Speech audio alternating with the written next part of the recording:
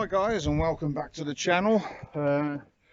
Today is a maintenance day for Sovereign Bay. Now, as some of you know, I came back to earn some money.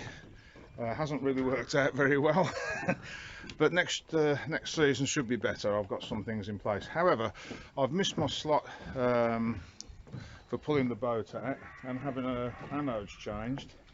So what I intend to do is, on the back of Sovereign Bay, I don't know whether we can see it, just by the swim platform between the two steps, there is a skin fitting.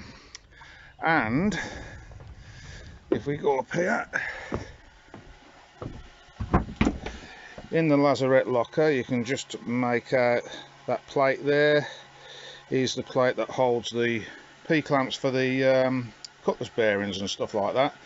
And now wired into the negative side of the 12 volt, and that is where my anodes sit, which is today's problem. There's Tom over there. He's working on his boat by the looks of it.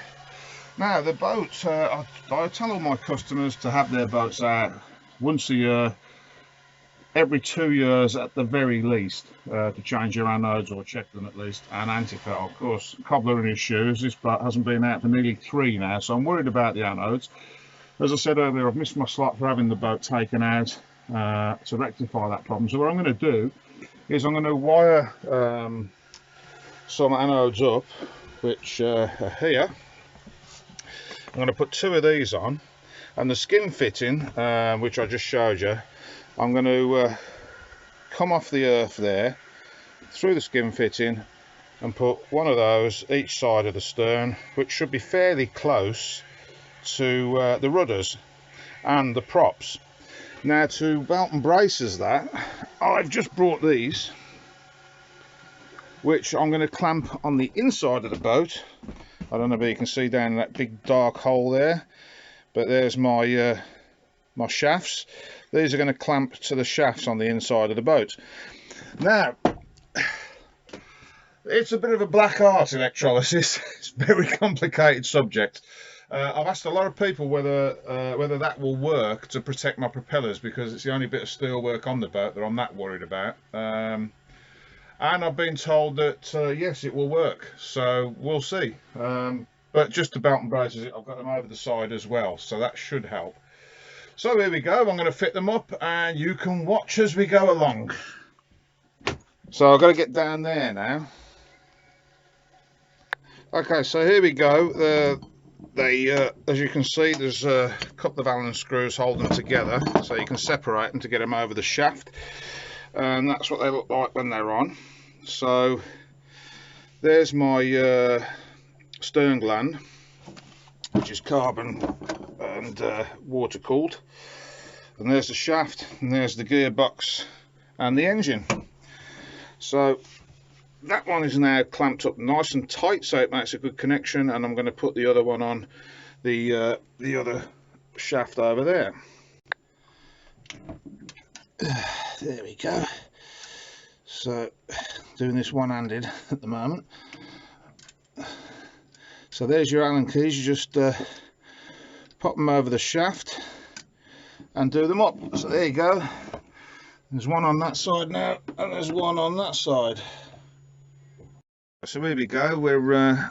I've just fitted the electric cable, which it's just something I had knocking about, and before people start putting comments on about that's not man enough for the job, it's only got to do a few months while I'm away. It's just purely to help things along. And there's what I'm going to mount it off the back of the swim platform to stop them waggling around.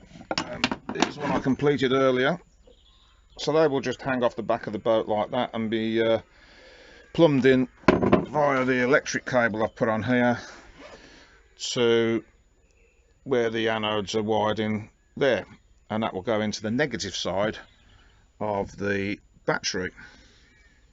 Right, I'm trying to do this without dropping the camera. There you can see the anode in the water, and there's the lead, and if we look down there, there's the other one and the lead. So I'm now going to poke the leads through that skin fitting there and wire them into the earth, and that should protect the boat for a while, hopefully. Right, so there's a good example. I've now wired those anodes into there.